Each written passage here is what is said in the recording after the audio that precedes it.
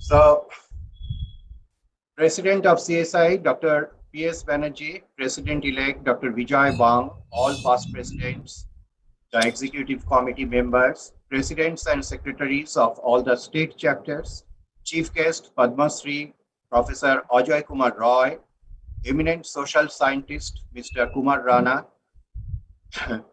noted scientist Professor Diptendu Chatterjee from Department of Anthropology, Calcutta University, and all the dignitaries present.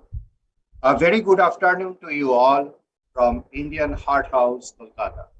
Today, we have assembled to commemorate the day of birth as well as the day of demise of a great visionary and an exemplary leader, our founder president, Dr. B.C. Roy.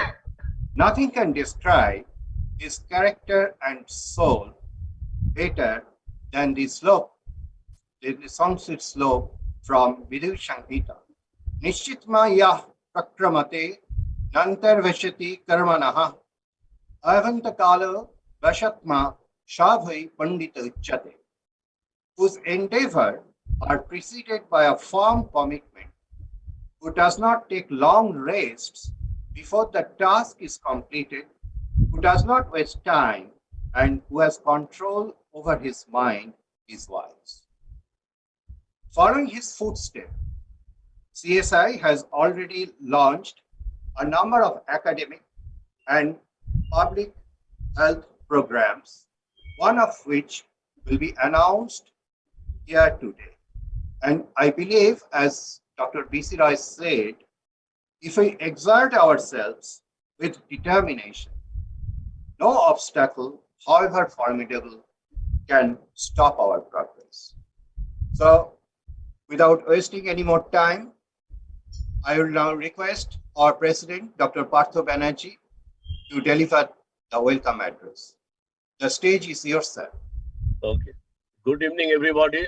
So, as President of Cardiological Society of India, I welcome you all to this noble program, Dr. Day, which is followed every year to commemorate the birth centenary of Bharat Ratna, late Dr. B.C. Roy, who was the former Chief Minister of the state of West Bengal. He was born in Bankipada, Patna, and did his schooling life in Patna, then came to Calcutta and got admitted to the Presidency College for his subject of choice of mathematics, then graduated from there and got admitted to Calcutta Medical College, got MB, and then he went to UK, got admission there and did his MRCP and FRCS within a short period of over 2 years' time. Then he came back and then he became the Chief Minister of the state in 1948 and was there till his death 1st July 1962. And he was really a visionary, he was really a philanthropist, and he was a very good academician as well.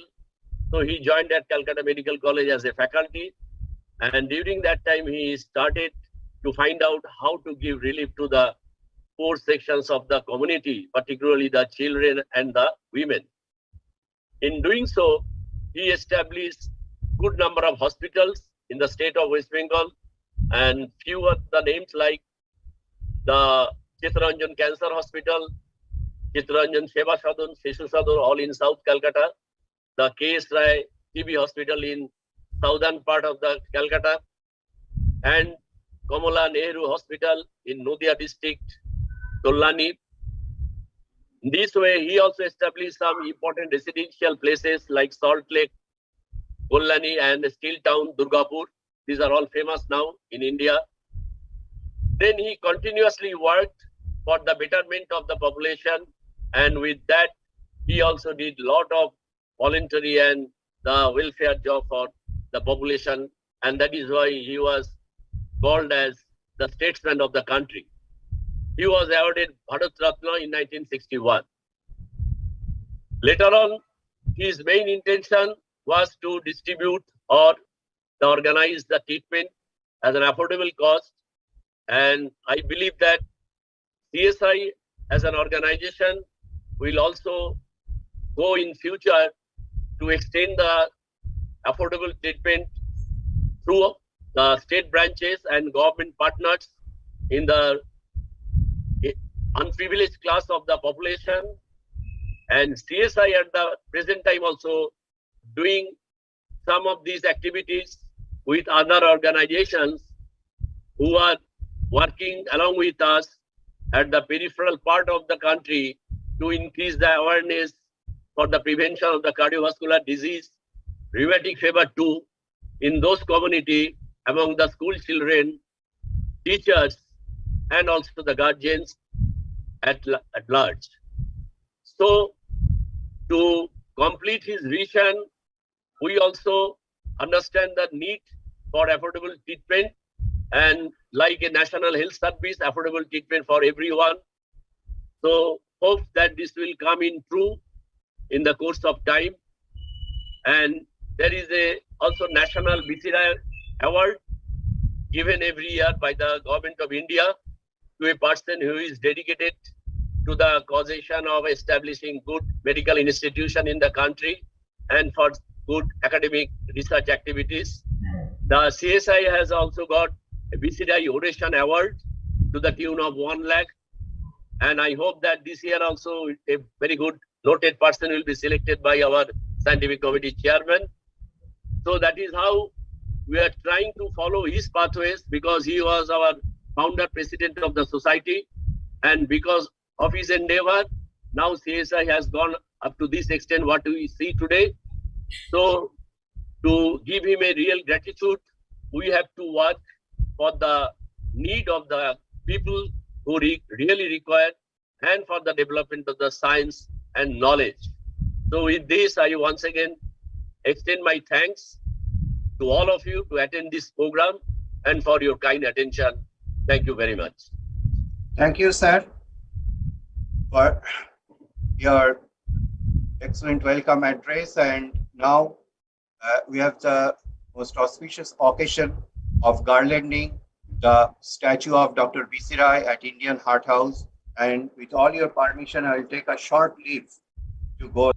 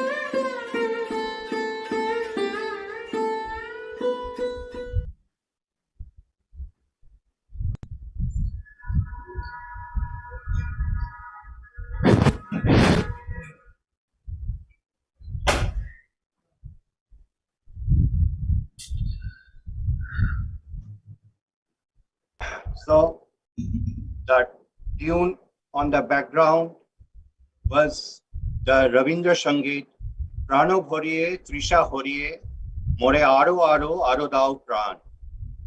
That is a prayer to the sacred soul of Dr. BC Rai. That means, fill me with life and quench my thirst, bestow me with more and more life. So now I request our President-elect Dr. VH Bang to share his thoughts on the role of doctors in the community. Sir, stage is yours. Yeah. Can you see my slides? No, sir. Not yet. Not yet. Okay. Let me try it again.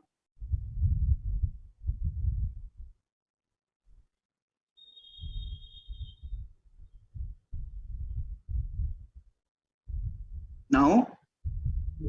Yeah. Can you see? Can see, sir. Please go Yeah. to slide share. Yeah. Sure. I mean, please go to Slideshow. slideshow. Okay. Yeah. And now expand it. Okay. So good afternoon, everyone. On very happy occasion, our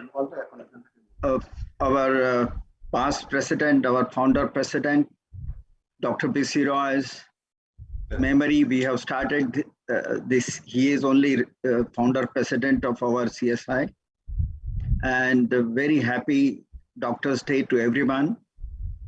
Great visionary and great soul. Everything is spoken about him by our honorable president and secretary. So I did not elaborate on that. And I go. So what is the role of doctors in the community? That is the most important thing. Doctors start their life soon after they complete the 12th education, enter the medical school, start working from that time, then 5.5 years, 3 years, 3 years. So it's 11.5 years they continuously work. During this time, the doctors develop extensive knowledge in the domain of science, medical science, who they apply and dedicate to are our patient, our community, and then uses that skill to prevent or cure their problems. So doctor's role is very important role in our lives. Doctor can save life, no doubt about that. They can make quick decision that can save a person's life. Improving the lives. Efforts of doctors make it possible to mitigate the discomfort of the deceased person and whose life is threatened is relieved completely. And with the effort of doctors, the medicine, the theory, the lifespan of the patient or onset of the worst effect of the illness can be extended significantly. And this is documented. In 1947, when we got independence, the average life expectancy was 32 years. Now the average life expectancy in 2022 is just now concluded. It is close to 72 years. So almost 40 years added. And this is the effort of the doctors. So service of doctors to the community is exemplary, no doubt about that. So he plays important role in relieving the pain of the patient, which is in terms the community service. And current COVID epidemic, doctors play so important role. It's unbelievable. They are able to save thousands and crores of lives across the world. Whole world was in the pain, but doctors were working, risking their own life. So role of doctors is unsurmountable and extremely important in any society or any community. So people trust the doctor when they are absolutely in a very bad pain. They are now partners because they too have a knowledge due to Google Guru. They have a full knowledge of what they are doing. And they interpret and support the endeavor of a doctor. That's very important. Doctors do a lot of research to get the new knowledge critically and have strong intellectual and grasp of scientific principles and capable of effective treatment in managing uncertainty, ambiguity, and complexity. And doctors educate their medical students, and that plays important role in facilitating advancement of evidence-based medicine, which is very, very important. It's completely scientific. The doctor is capable of assessing, managing the risk, and in supportive treatment, he is absolute partner when there is no other treatment but the supportive treatment is on. Doctors have the ability to apply expertise and team-based work, and they can save the life of the patient, can help them. Doctors are uniquely placed to take a leadership role, particularly when in the patient management. And doctors, we know that they practice with the clinical standard. The outcomes are very important for starting any medicine. Effectiveness, audit is time to time done and works continuously to improve the quality of healthcare. The doctors are trained in both basic and clinical science and great depth throughout the spectrum of the system. And doctors have a position to act as authoritative when patient is very serious in making a diagnosis and treatment. Professional and reliable care is need of the hour in life, and only experienced doctor can deliver that with a proper care. A professional doctor always provide treatment according to patient condition. Evidence-based medicine. A good doctor always treat the patient like a family member. A doctor's help to make our life better, easy, and healthy. So if you want to live happier and healthier life, then qualified doctor is required for you and required for any community. So medicines cure the diseases, but only doctors can cure the patient. That's being said by Carl Jung. Happy Doctor's Day to everybody. And this is the note I got. This is the wish I got in my WhatsApp today morning on Doctor's Day. The God cures and we care. Doctors care. Happy Doctor's Day to all human beings next to God.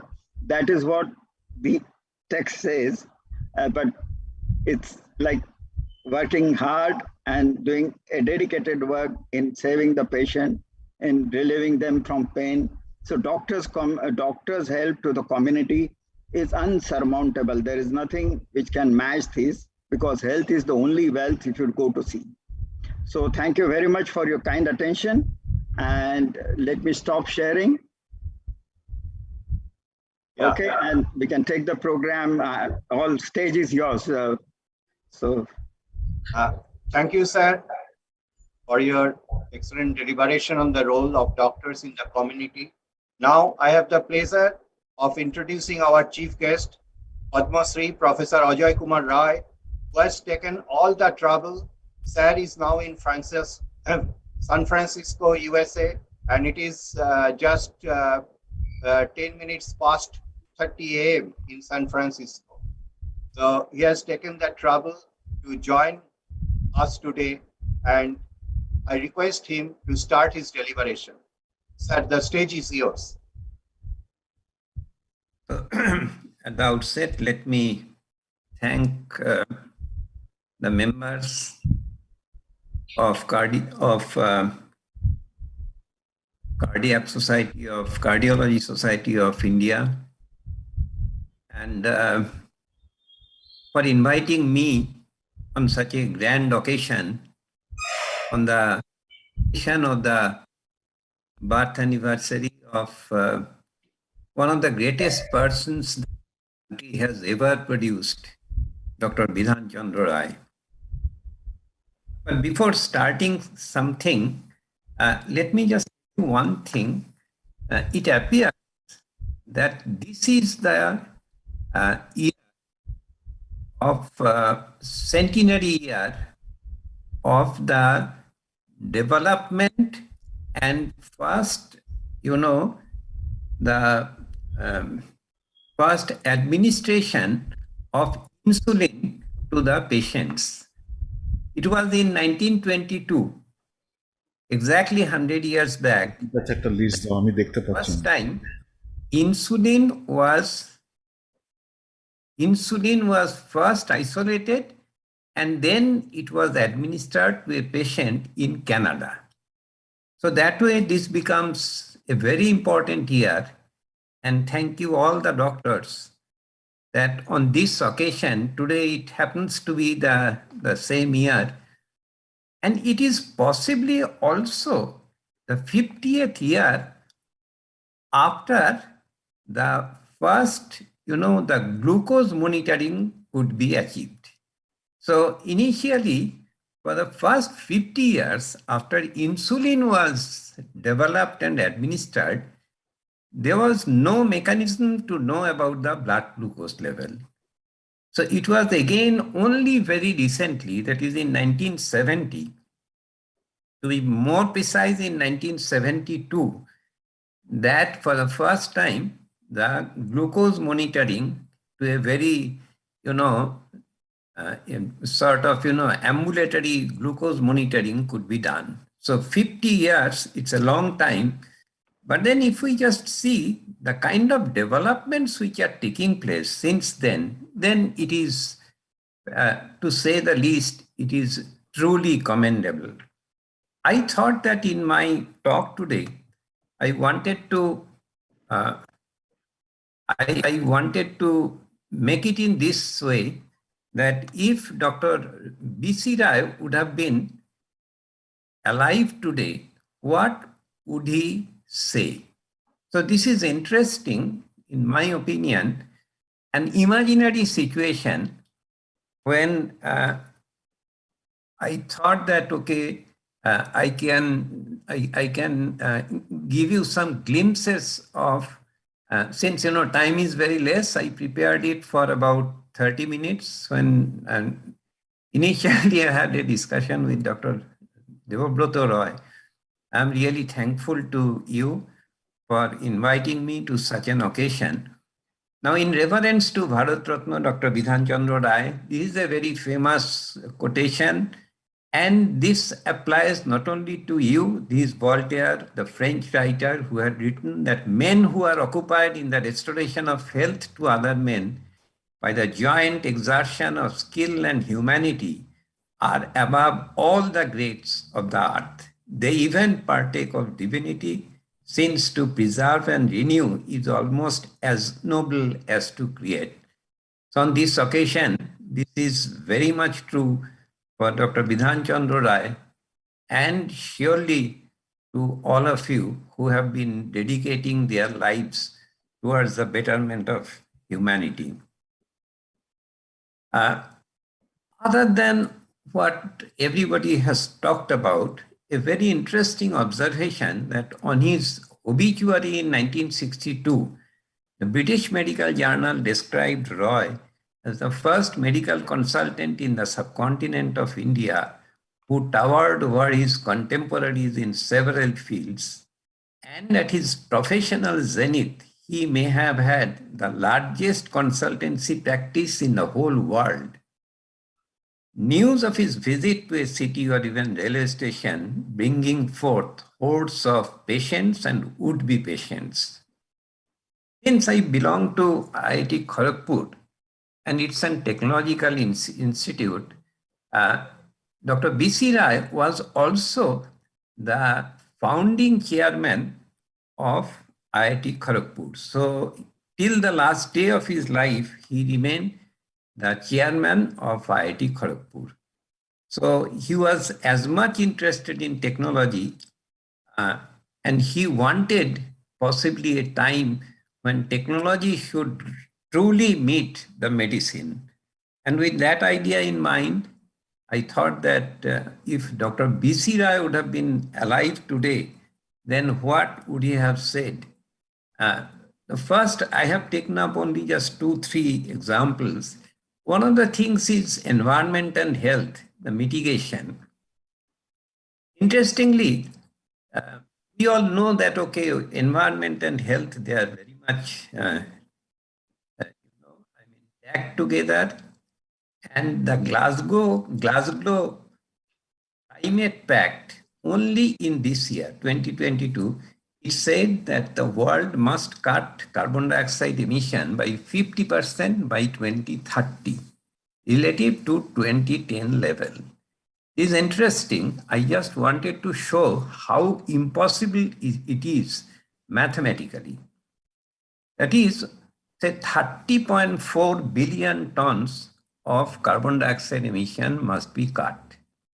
In 2030, annual emission should be restricted to less than 20 billion tons to make this happen.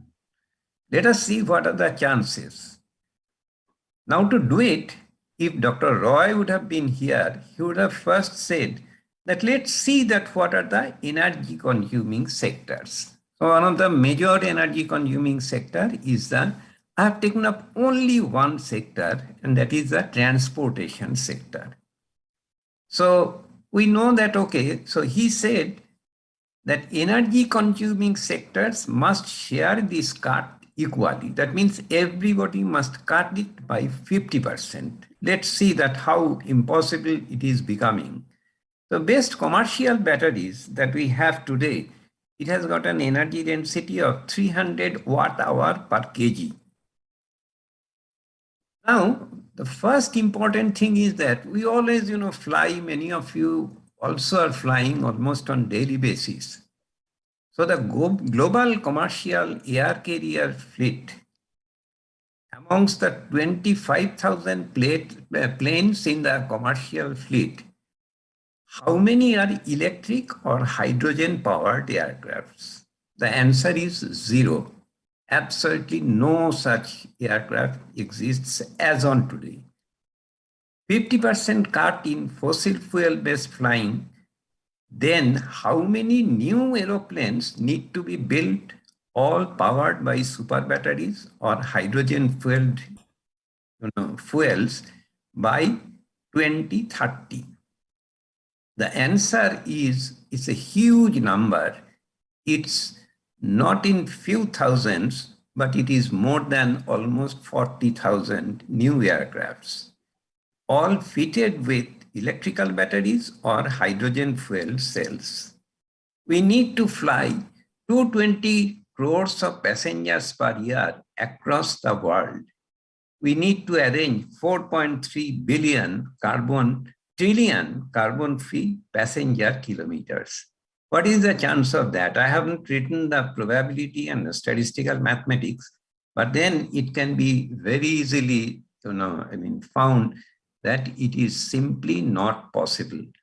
We have today 150 crores of motor vehicles for road transport, and only 1% is electric vehicle. Suppose if Dr. Roy would have been alive today, he might have said that, okay, you legislate a law and ban the manufacture of a single new petrol or diesel fueled car.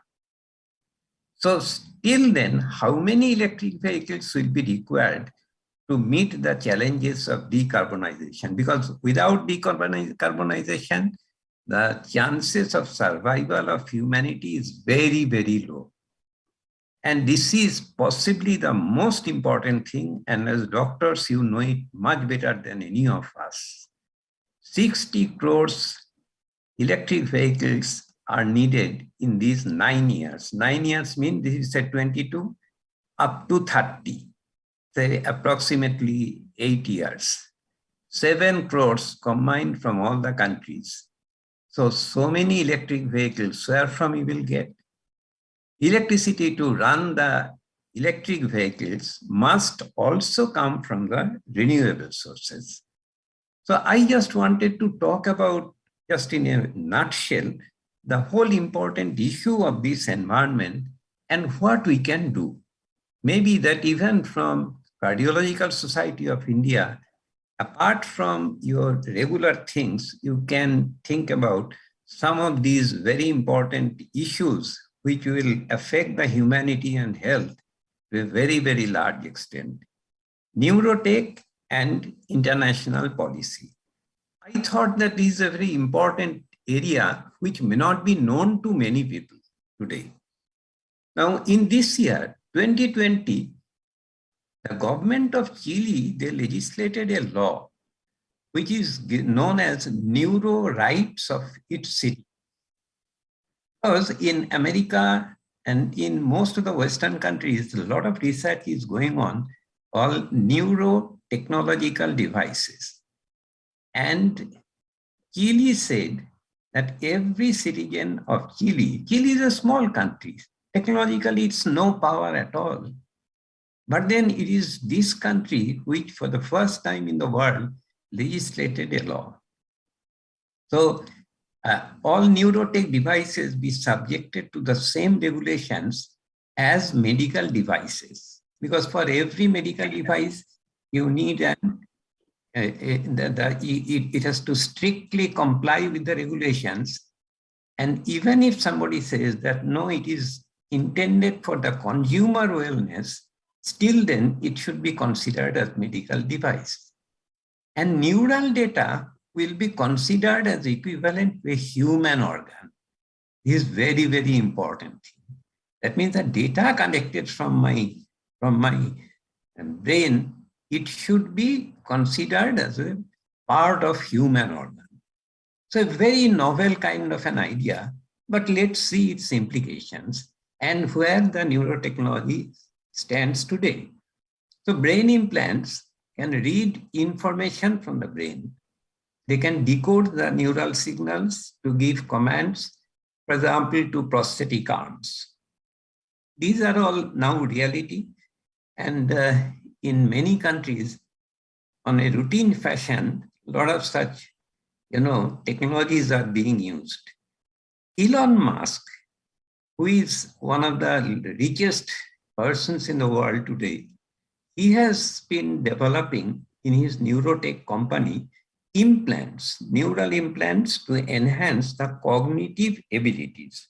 So this is again another point on which many countries in the world, they are quite afraid of. That means the cognitive abilities of a person, this is a very good thing, will be enhanced by implants. But what are the other kinds of considerations?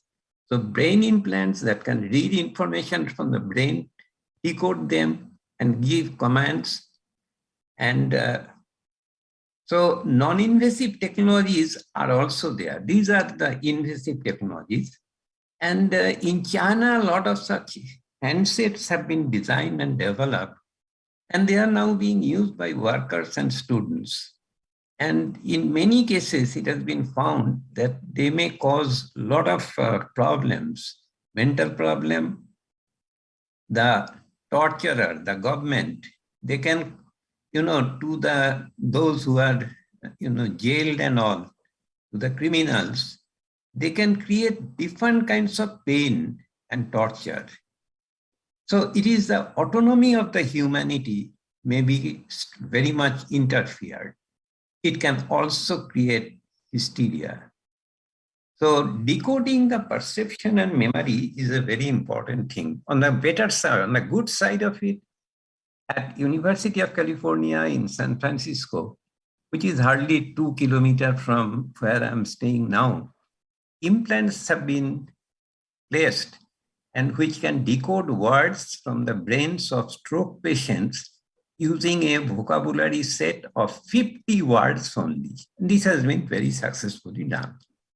So these patients, they cannot talk, but then from their brain codes, whatever they want to say, that can be translated even to words or even to the auditory signal. So Facebook has funded this brain-computer interface project, which can translate even the intended speech. I want to speak something, but I cannot. So that intended speech can be translated to a text. Columbia University, they also have done a lot of work in this area, but then their chief scientist, professor, he says that from private companies, a lot of private companies in United States and in other countries, they own the data extracted from brains, decodes them, and they sell them in many forms. A paper published in Nature narrates the decoding of human perceptions and memory from brain data. Had Dr. Roy been alive today, his suggestion should have been that let the neuroscientists, clinicians, digital rights groups, medical ethics experts, let them meet and discuss all the issues. And then he must have, as a very senior, political personality, he should say, he would have possibly said that do not rush through any new legislation. After Chile, now a lot of countries can start this kind of legislation. So broad set of neuro rights guidelines he would have given, that right to mental privacy must be protected, misuse of neurotechnology that stimulates the brain and alters the neuroactivity must be prohibited. Mental augmentation or cognitive enhancement must be free from bias, and every individual must have the right to access the technology. So in view of that, limited time, I'm just, Dr. Roy, if you feel you can stop me at any point of time. So Dr. B.C. Rai, also the founder president of CSI, is an imaginary thing. He visits IIT Kharagpur because since he was also the founder chairman POG of IIT Kharagpur. So he wanted more of enhanced interdisciplinary research involving maybe cardiologists, scientists, and technologists in the country.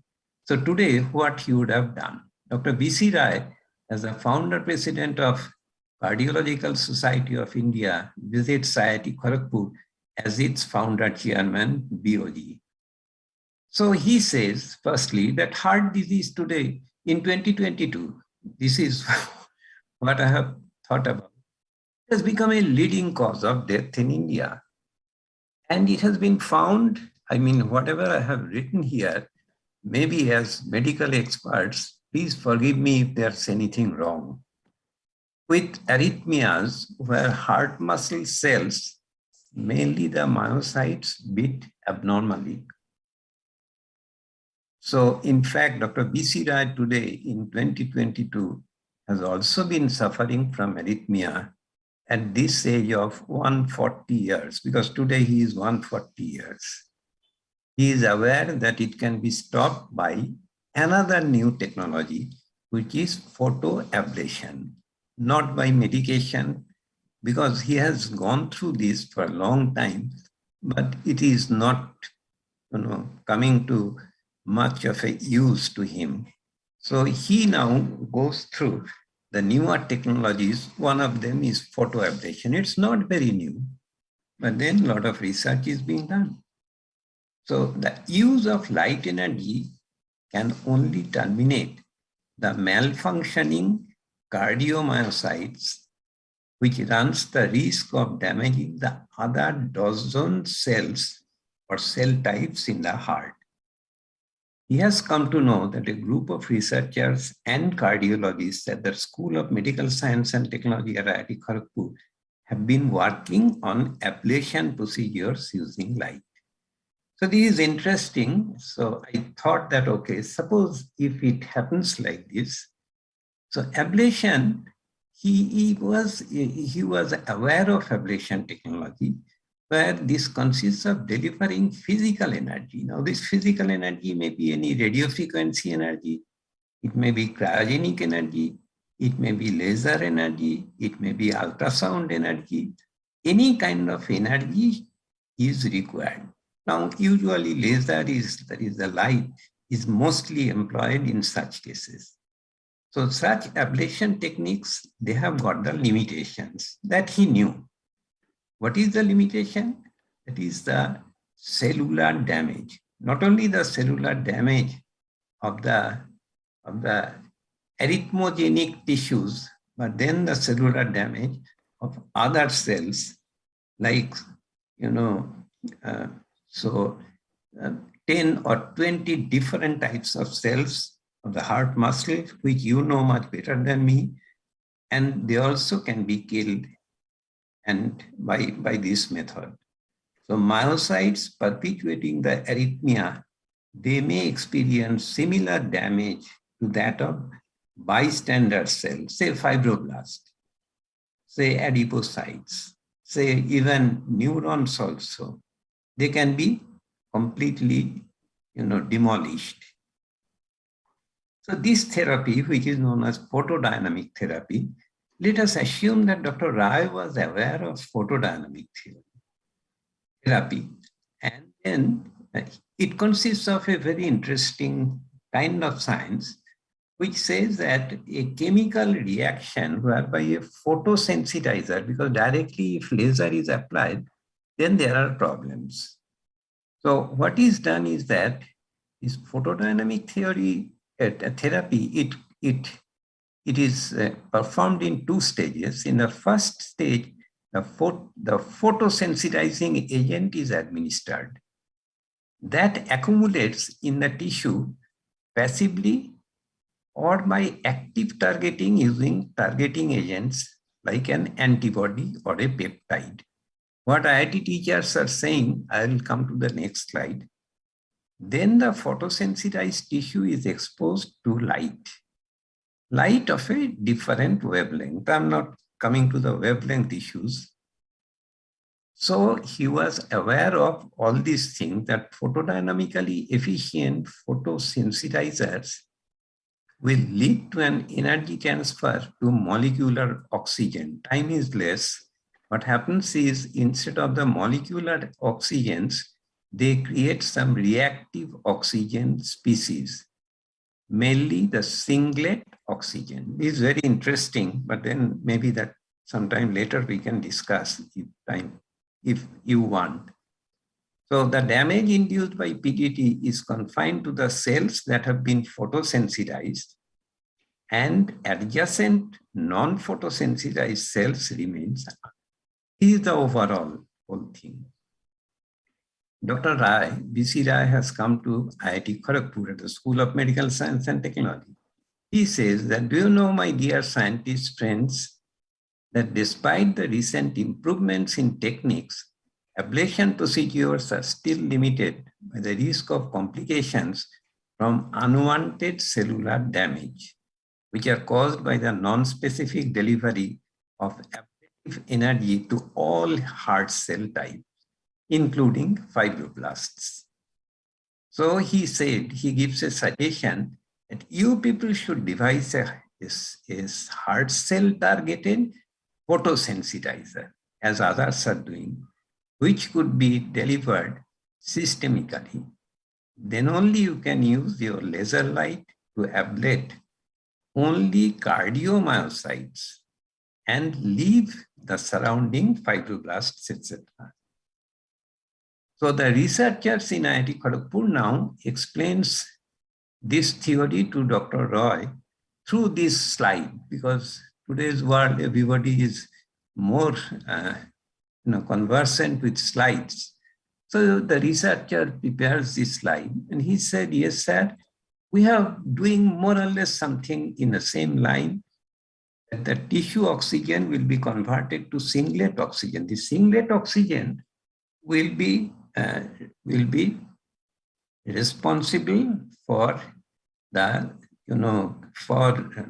ablation of those damaged, those cells, muscle cells.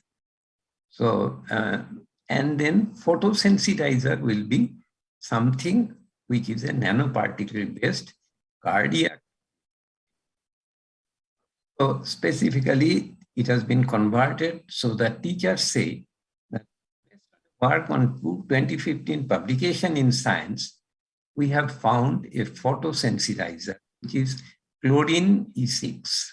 For specific delivery, it can be delivered only to the cardiac myocytes, not to anything else. And they said, sir, specificity has been already confirmed in vitro using adult rat heart cells and human stem cells. So Dr. Roy was very, very happy. So he said that, how did you find out those human stem cells? So they said that we have co-cultured the cardiomyocytes, which are the heart cells, and fibroblasts together. So in vivo, the CTPC6, that is this peptide, these are the nanoparticles which were injected intravenously into the rats. And then the laser was illuminated on the heart, induced locally, and then the myocyte-specific ablation was achieved. and efficiency was 85%. So they said that this restored the sinus rhythm without collateral damage to other cell types in the heart. So Dr. Roy was very happy. That's indeed excellent. Please include more cardiologists in your team. So this, I thought that we need to work together. And some of you must work on machine learning applications in cardiology and also on artificial organs like kidney or liver, or even with skin. So I thought that we will be, in later on, I will add something also in these areas. That is how machine learning can be. I think I have taken much more time. And since there were other speakers, I'm really sorry for taking more time. Thank you very much for giving me this opportunity. And once again feel that it is the responsibility of all of us to come together and to do whatever little we can do in each of these areas, the technologists and the medical professionals, to make this whole world much more happier place to live in. Thank you very much. Thank you, sir. We should give you a big hand for this. You have actually transposed us all back to the future.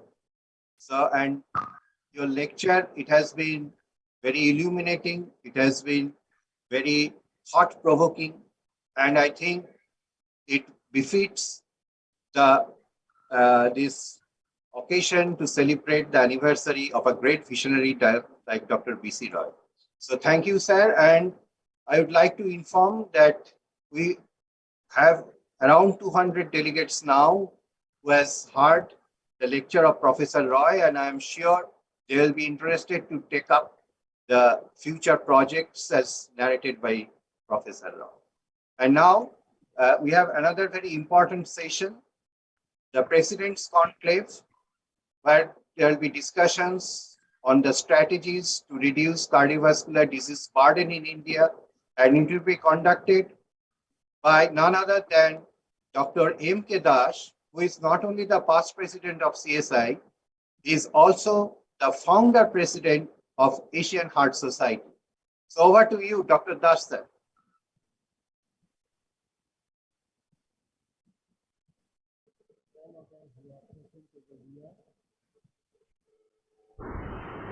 Thank you, Dr. Roy, and all those who are present over here and attending this very, very auspicious day, Doctor's Day, which is to commemorate the birth anniversary of Dr. B.C. Roy. And it was really honor to him and give respect to him, who has done immense work in the field of not only medicine, but in all branches of medicine. And with these few words, I would like to stress upon another fact, that Dr. B.C. Roy was the founder president of Cardiological Society of India, who actually had this concept or vision to produce this society even before the American College of Cardiology.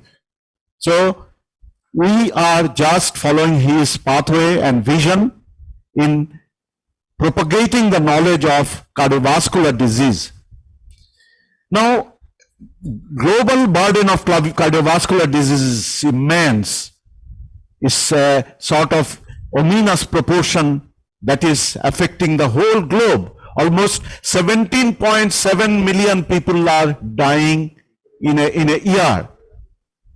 Now, what I'm going to do, I'll be putting some random questions to our past presidents who are present over here, so that they can enlighten the population and also the people who are listening to this program about the burden of the diseases and how we can mitigate that.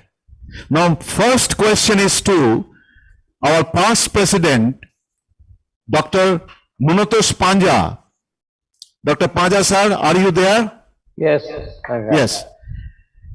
What is the burden of cardiovascular disease in India? Thank you, Dr. Das, for inviting me regarding to discuss a few words cardiovascular burden in India. First thing, globally, you mentioned 17.7 million people die due to cardiovascular disease. In India, contributing 20% of the total death. That means 1/5 of this total death, that's 3.5 million. That's a very important issue. And it is cause of death mostly the strokes, heart attack, hypertension, heart failure, so many causes. But one thing, there is good news, that is the incidence of rheumatic heart disease, intramuscular fibrosis, osteoarthritis is gradually declining because of environmental change and immunological change. On the other hand, the hypertension, coronary artery disease, and cardiovascular disease and diabetes is rapidly progressing in galloping manner. Keep in mind, heart disease in women, particularly coronary heart disease, undiagnosed and atypical, and really it is a higher mortality in women than the men. And finally, I want to mention because of COVID situation, cardiovascular disease is added, and because of this, COVID may cause the cerebral thrombosis, brain thrombosis, and coronary thrombosis, peripheral vascular thrombosis, and arrhythmias, that is particularly stress cardiomyopathy, so many things happening yet to explore. Finally, I comment, thanks to our young, dynamic, talented intervention cardiologists, number is gradually increasing in the country to combat the cardiovascular burden by intervention. Thank you, Dr. Das. Thank you, Dr. Panja, for beautifully highlighting the problem of cardiovascular disease in India. And I take up one particular point, that the care of the patients, women patients suffering from cardiovascular disease, is really not up to the mark. This is a challenge, and they present to us late, and we have to do something or the other for this group of patients. And thank you once again. Now, next put my question to Dr. H.K. Chopra. Dr. Yes, Chopra, sir, are you there? Yes, I'm very much here. Yeah. My question is, there are so many risk factors that are responsible for producing or causing the cardiovascular diseases. Now, could you highlight some of the important risk factors? I think this is a very important question, Dr. Das. And every one of us, whether we are doctors or non-doctors, should be aware of. And to simplify, just to remember 10 S. Number one is excess of salt. Beyond 4.5 grams is toxic. Excess of sugar is also like a poison. It totally spoils the metabolism of the human beings. Then saturated fat.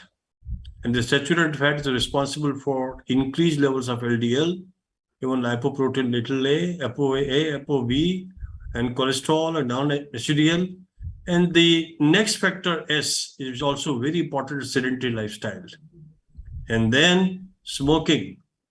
And then stress is a very, very important factor these days, which cannot be underestimated. I'm sure we all have gone through the Interhealth data, which has shown very clearly all these factors. On the top of it is lipids, 50%. And then comes the psychosomatic factors.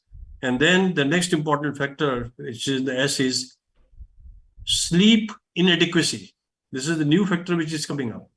Responsible, like snoring, a very, very important factor, responsible for hypertension and hypertension-affected cardiac diseases. Similarly, another term has come, which is known as stubborn obesity. Stubborn obesity, a person is obese, and despite that, he keeps on eating repeatedly. And the next one is surplus alcohol excess. These are all the important 10 S, responsible as the important risk factors for premature hypertension, dyslipidemia, diabetes, obesity, responsible for heart attack, brain attack, lung attack, and lung attack. Thank you. Thank you, Dr. H.K. Chopra, for your elucidation on this 10 S's. In fact, the public will be very much benefited by remembering these S's which you have mentioned. And out of this, definitely, apart from the sugar, salt, smoking, stress and all, you have also highlighted about the sleep apnea syndrome or sleep disorders, which is a very, very important marker as well as also the cause of the disease. Thank you once again. Now I call upon Dr. Venugopal. Dr. Venugopal, are you there? Yes, Yeah. Dr. Das, I'm Yes, yes. Dr. Venugopal, as you know that hypertension is a very, very important risk factor, not only for stroke and atherosclerotic cardiovascular disease, but also in various kinds of heart failure, as well as, the arrhythmias. Now, what is the most important cause of this hypertension that is not being able to be tackled in India? What is the most important cause? Thank you, Dr. Das, for this question. And again, it's a very interesting program on the day of birth of Dr. B.C. Roy that you've invited all of us to discuss about this program. Hypertension, as we know, the control of hypertension in India is rather dismal. Even in the Western world, even the American data shows only that 50 to 60% of people are controlled. And in India, we have only about 30% patients who are have the hypertension under control. What are the factors? I would put these factors into as multifactorial. One, basically it's a cost of medicines. One, lack of availability in many of the centers. I would call it a term called physician inertia to increase or give guideline directed medical treatment or ideal treatment to patients. Then there is another point that is called patient inertia, because the patient does not want to take the drugs as much. And pill burden, as you are again mentioning, that's again a large number of pills make the patients not take as many as possible. So this is something which we need to look at. I think the CSI should take a lead forward, involve other societies like the Association of Physicians of India, and also to enforce the role of guideline medical mediated treatment in hypertension. We have a lot of things to overcome. I think the CSI should take a lead in this. It's a very, very important question that you have raised. Thank you, Dr. Venugopal. Actually, these three inertias are very, very important in contributing to the perpetuation of the hypertension, that is the patient's inertia, doctor's inertia, and systemic inertia, mind it, administration is also nonetheless important in this overall management of the healthcare. Now, taking the same cue from you two to the burden of pill, I'm requesting Dr. R.J. Manjuran. Dr. R.J. Manjuran is there? Yes. Yes, Dr. Yeah, yes, sir. Sir, what is your recommendation about the pill burden? That the pill burden is another important factor for this non-compliance of following the drug therapy. Now, how you advise the community regarding the pill burden? How can you reduce it? How can you go about with the concept of single pill therapy or single combination therapy? Well, thank you, Dr. Das, for including me in this program. And also, this is a wonderful program. I must congratulate the office bearers of the Cardiological Society of India for organizing such an excellent program. See, one of the problems of lack of compliance in treatment of any disease, it may not be hypertension or diabetes, whatever it is the multiplicity of drugs, multiplicity of administration of the drug per day. There are two things. One, number of drugs, two, number of administrations. Both create a lack of compliance with medication. Why there is multiple drugs? Most of the patients with hypertension, I'm sure, will be on statins. They require the cholesterol should be brought down for safeguarding the risk of developing a stroke. Two, a majority of them, almost 40% of the diabetes can be hypertensive. Hypertensive can be diabetics. So they need treatment for diabetes. And long-standing hypertension can lead to chronic renal failure, and many of them may be on medications for that also. So a hypertensive requires multiple medications. So that reduces the compliance for every patient. Many of them may require even drugs to be administered over 4th hourly, and that also leads to lack of compliance. So how can we reduce the risk of lack of compliance? How the patient can be more regularly taking the medications? I would put two things. One, the cost of the medicine should come down, and two, the number of medicines can be put together. See, nowadays we have got polypill therapy, where a large good number of medicines which are used for treatment of hypertension, dyslipidemia, or maybe treatment of diabetes, all can be put together in one pill, and the patient can reduce the number of pills. So, and thereby we can reduce the cost also. So there are two things that we can mainly look at. One, polypill therapy, and also they use drugs which actually can be extended release drugs, which can cover 24 hours, so that the frequency of administration of the drugs significantly comes down. And also the local bodies and government can also bring in necessary legislation to bring down the cost of medicines, so that it does not become a burden for the patient who has got a chronic illness. Thank you. Thank you, Dr. Manjuran, for your elucidation. It's a very, very important problem, and all of us will have to be acting in the form of consortium. It's not a single man's job. Everyone will have to take part to take care of this particular problem of reducing the pill burden, and there must be some legislation in some form or other, so that the this fixed dose combination therapy can be more promoted amongst the population on a general basis. Now, considering the risk factors, definitely we'll come to the diabetes and other risk factors later on. But we have got a very renowned person right now in front of us. He is Mr. Kumar Rana. And I would request him to put one point, that is, a stitch in time saves 9, with this, whether this concept can be applied in the children who are the future fathers of our nation. So they are the future of the nation, and they are the future candidates who are supposed to have the diseases in the form of hypertension or cardiovascular disease or other diseases, diabetes and all.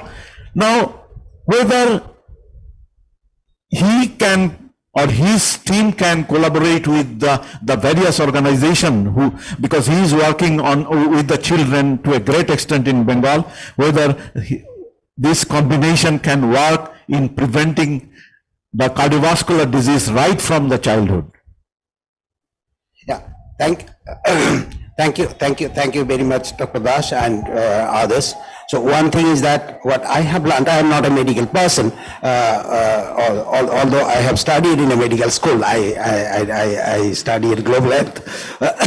What I have learned from my doctor friends, that behavioral change is a very important factor for not just reducing cardiovascular disease or controlling cardiovascular disease, but controlling many other diseases. And as we know that there is a connectedness between different diseases, as there is a connectedness between social behavior and diseases. So we have to start from the beginning. And although our school curriculum and others are, I mean, there are not curriculum but school syllabus, there are many things advising students how to improve their health, how to protect their health, etc., etc. But what happens is that they are not practiced. So they are in the syllabus but not in the curriculum. So what we are trying to build up is a practice of health, not just teaching of health, practice of health from the beginning. We have tried a bit in West Bengal, and we have been very successful in some areas, that once you teach a student that you do not do these things, even certain aspects of, for example, the midday meal issue. So the schools we have been working, no child you will find eating the meal without cleaning their hands with soap and others. No child goes to the toilet and doesn't use water kind of thing, keep it clean. So these are the things that we think that we should make it, bring it into practice, not just keeping it in the syllabus. So I think here we can, the collaboration of CSI and us can help others and also can take this to a great extent. Thank you very much. Thank you, Mr. Rana. Actually, we are possibly going in the right direction, and as you know, we are having a paucity of time, and because of that, I would put my next question straight away to Dr. Professor Diptendu Chatterjee. He is an anthropologist. Now, he showed us various kinds of anthropometric changes which have got influence or implication in the health disorders. Now, my question to him, whether we can apply these anthropometric measurements or anthropometric values in the form of generating artificial intelligence so that we can immediately think about the diagnosis and thereby we can initiate the process of prevention of the complication of the various diseases. Dr. Chatterjee, please. He's with us right now. Thank you very much. I express all my best wishes to you all on Doctor's Day, and it is my pleasure that as an anthropologist and as an extensive field worker, it is my duty that we are searching the complex trait. What are the reasons? It is our part. So number one is the treatment part, and number second is the prevention part, that is social engineering, social medicine, and the preventive cardiology. These three terms are very important to us. And number one is in case of the treatment part, there is the proper doses of medicine, but the proper doses of perception of disease, it is not available among the patients. We have done a lot of field work among the tribal population and also the general caste population of India and abroad. But in case of the prevention part, there is lots of concept there. Number one is the clinical features are very important. The metabolic syndrome, the syndrome X. The different blood parameters or abnormalities seen, it is highlighted. We are only seeing the tip of the iceberg, but the situation is different. But in case of anthropometry, number one is the shape and size, the accumulation of fat and different parts of the body. It is very important. It is a determination of this. It is very important. The body composition study. The shaping of the body is like the conical, the central obesity is increasing. It is the maximum trait of syndrome X or metabolic syndrome. Second part is the 2-finger and 4-finger ratio and the biacromion diameter and biiliac diameter. The androgenic score, it is the specific anthropometric tools.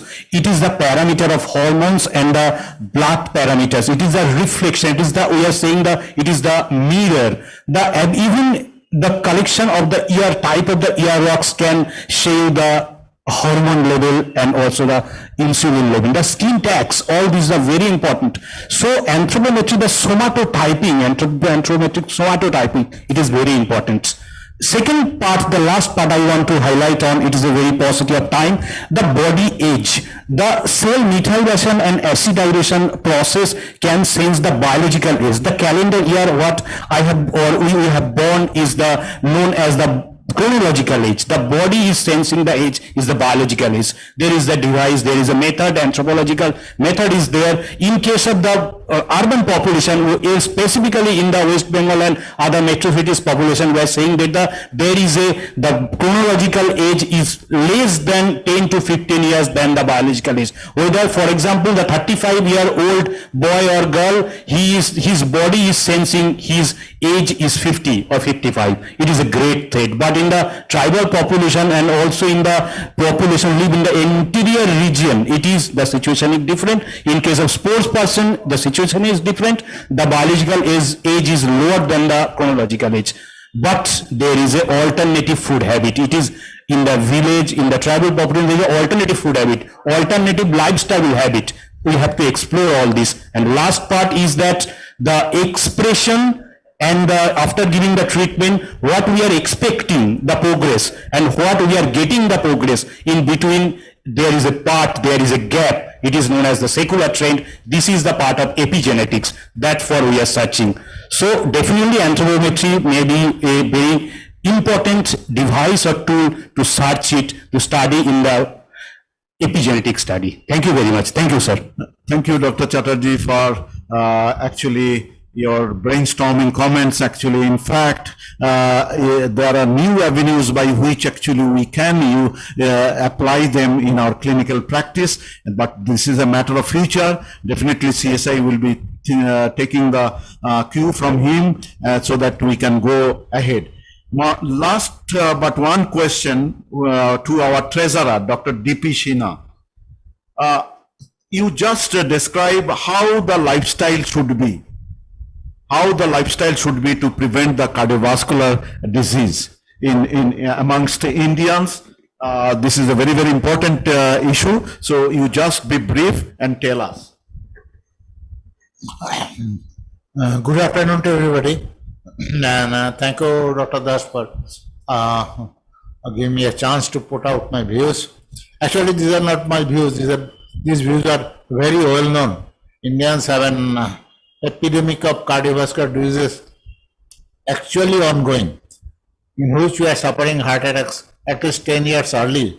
Well, we are seeing that every day. Even a couple of weeks ago, a very young, promising singing star died in Calcutta of heart attack because it was not recognized when he was having the heart attack. That has caused a lot of furor in the social media and in everywhere. Now, why you are having these kinds of heart attack? There may be many causes behind it, but one of the most important causes, I think, that is our, as I said, that the 10 S's. We are mostly sedentary. If you go to any Western country, you will see the people running, taking exercises, everything. But in our country, it is rather rare to see people in the after office hours exercising or running in the road. Number two, we have gotten a lot of bad habits like smoking. We will go on a spree of alcohol drinking and binging and everything. So the most important points that are, as I said, that our diet also contains too much of salt, too much of sugar, and we have also too much of serum cholesterol and everything. As regarding to this, all of this, the most important part will be to control all these factors as quickly, as soon as possible, and to create that we have to create, and to do that we have to create public awareness program.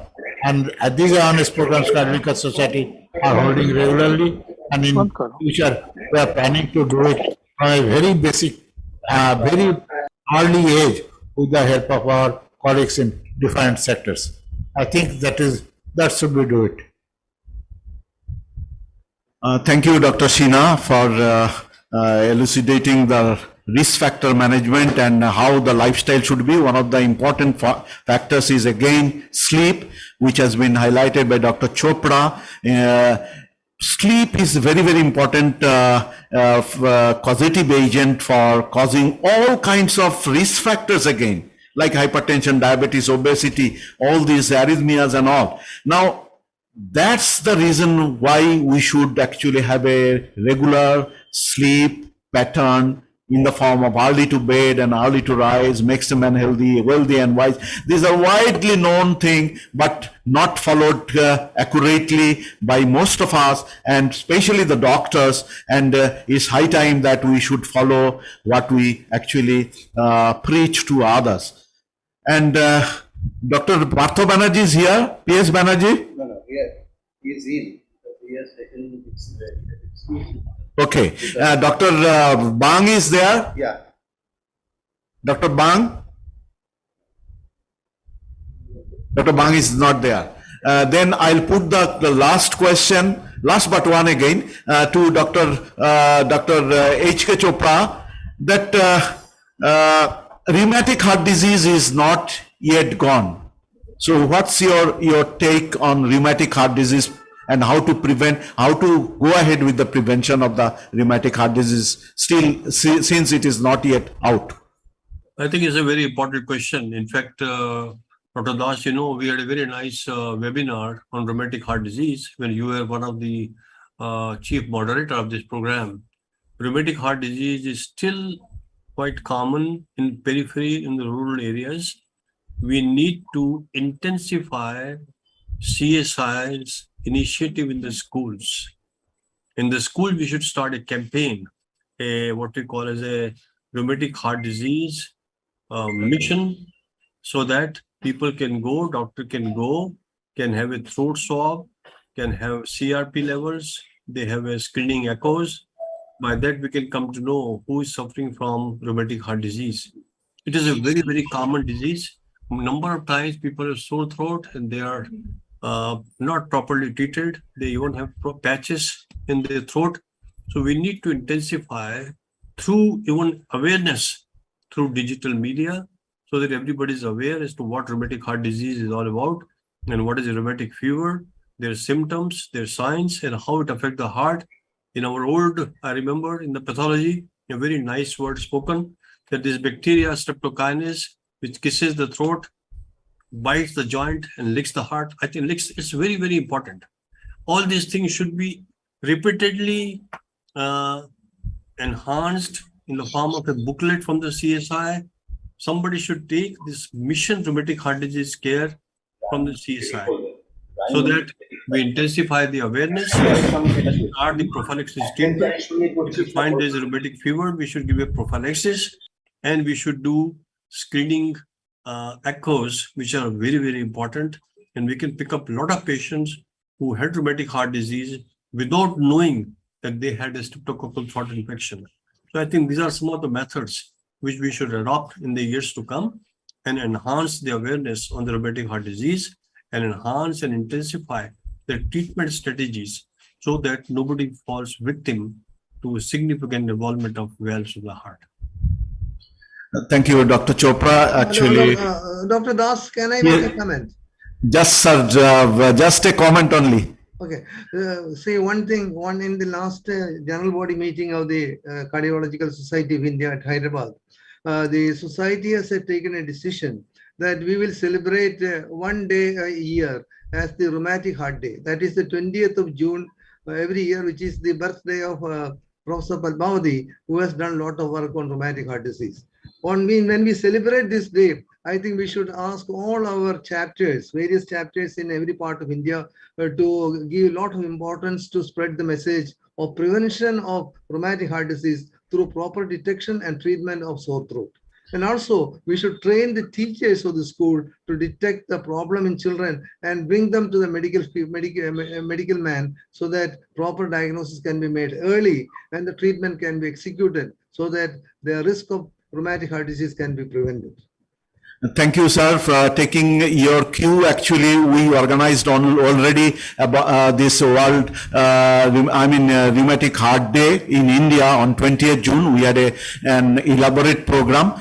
And second thing, CSI has collaborated with Accenture in this direction. It's an ambitious project on how to detect the rheumatic heart disease or rheumatic fever at the earliest. It's a AI-based concept, and that will be implemented. It will be taken up in the whole country, with a huge population taking into consideration, and we'll be having our results and data, and that will be published later on after the completion of the study.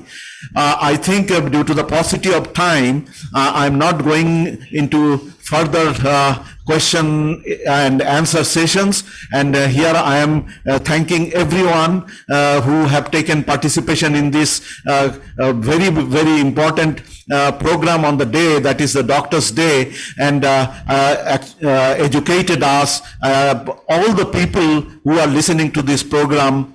regarding how to prevent cardiovascular disease and how to prevent the lower the burden of the cardiovascular disease. Thank you very much. Thank you, Das. Thank you, the members of the CSI, the office bearers of CSI for such a wonderful program. Thank you. Thank you. All the past presidents and Dr. Das for conducting such a, what should I say, a power-packed session. And I'm sure all of us learned a lot today about the cardiovascular disease burden and its prevention, and almost taking a cue from whatever discussed today.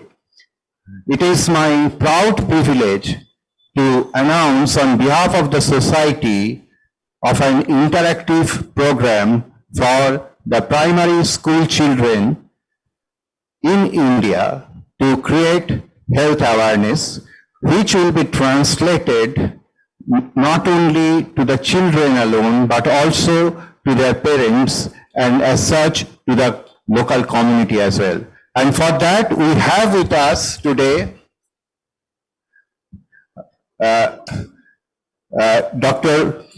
Mr. Kumar Rana, who is an eminent social scientist, then representative of an organization of primary school teachers of Bengal, Shiksha Alochona, headed by Mr. Tapon Pramanik, and they have done a wonderful job previously with the Protiji Trust, headed by Nobel laureate Amartya Sen, and their work has been endorsed by the United Nations Charter, their work on school children during COVID times.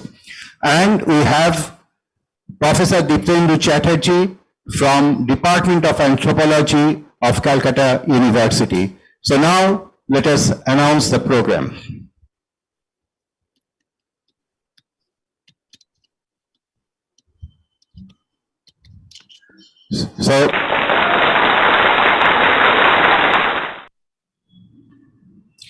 So this is the program, and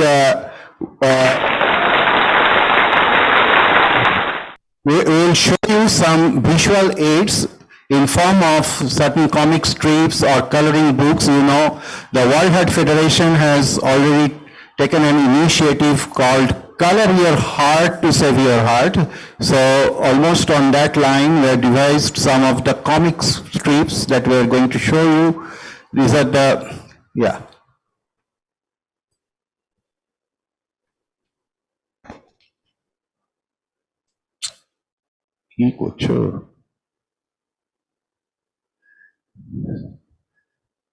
Yeah, these are the comics strips that we have designed for the school children. Of course, it is in Bengali and it will be translated and adopted to other parts of India. And we have a small video as well. Can you show the video, just a glimpse of the video?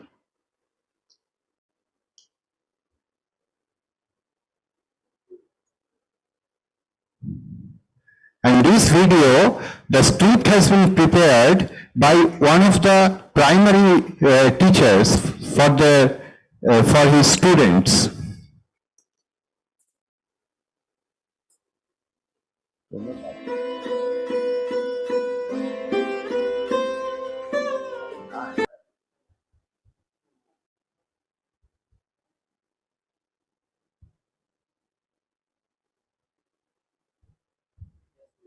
Anyway, it is taking time, and I will have some quick comments from Dr. Rana, Mr. Tapan Pramanik, and Professor Chatterjee.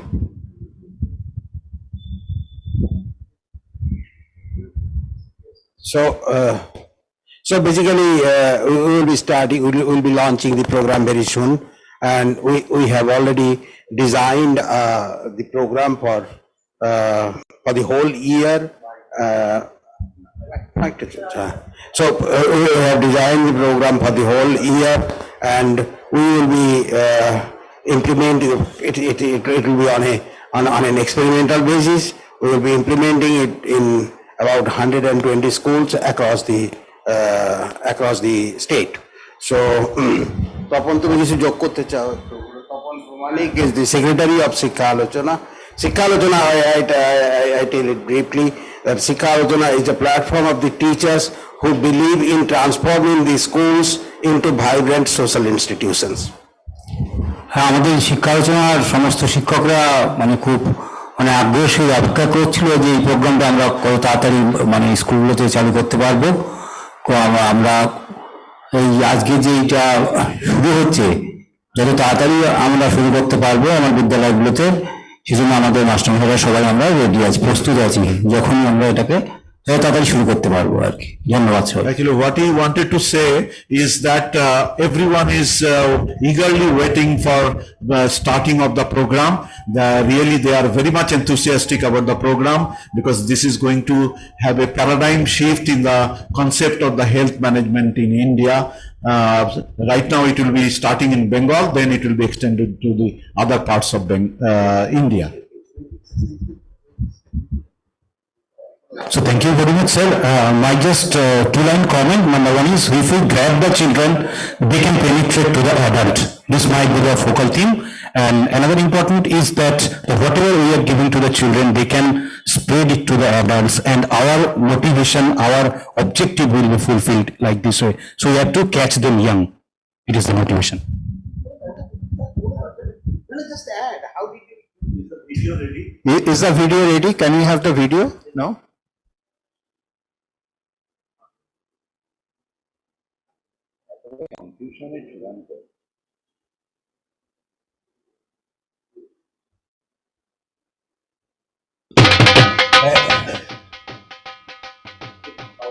Make it louder, please.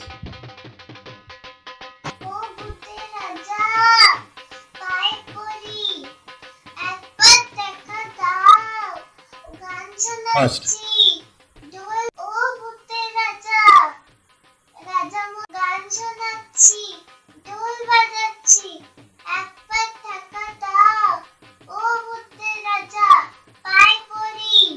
ও ঘন্টুরে ঘন্টুরে ঘন্টুরে, তুই বড় ভালো ছেলে, কাছে আয় কাছে আয় কাছে আয়, তোর কি কি বর চাই বর চাই বর চাই, বলে ফেল বলে ফেল বলে ফেল।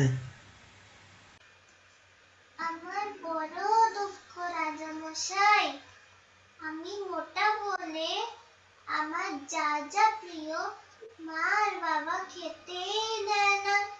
আগে বাবা শহর থেকে chocolate, chips, cold drink, chowmein এইসব যে কত আনতো, আর এখন তো আনেই না।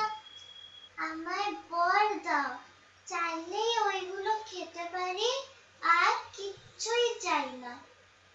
ও ঘন্টুরে ঘন্টুরে ঘন্টুরে, চাউমিন, চকলেট আর চিপস, বার্গার, পিৎজা আরও আছে যা যা, ভালো নয় ভালো নয় ভালো নয়, ওতে ক্ষতি হয় ক্ষতি হয় ক্ষতি হয়।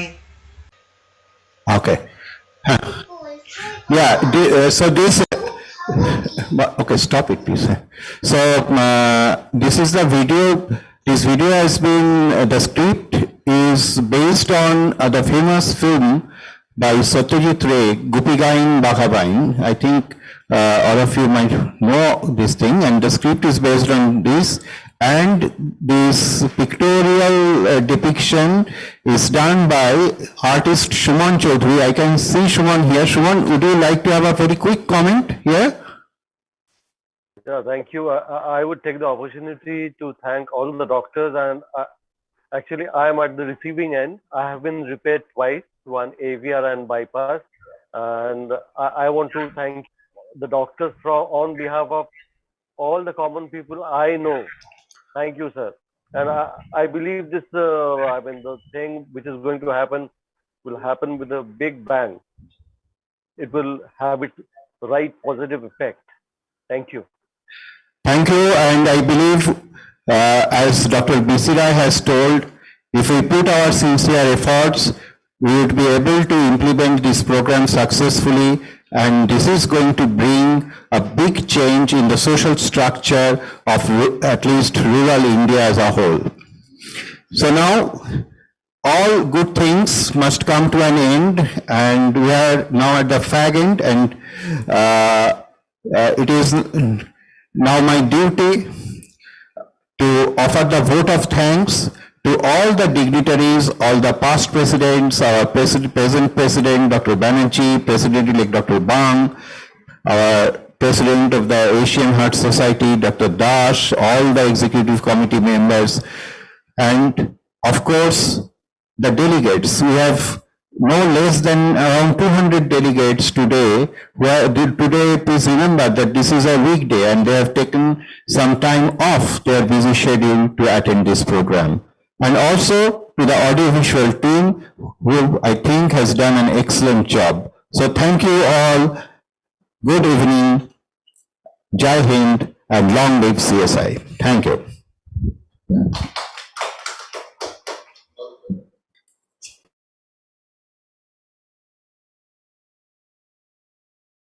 Recording stopped.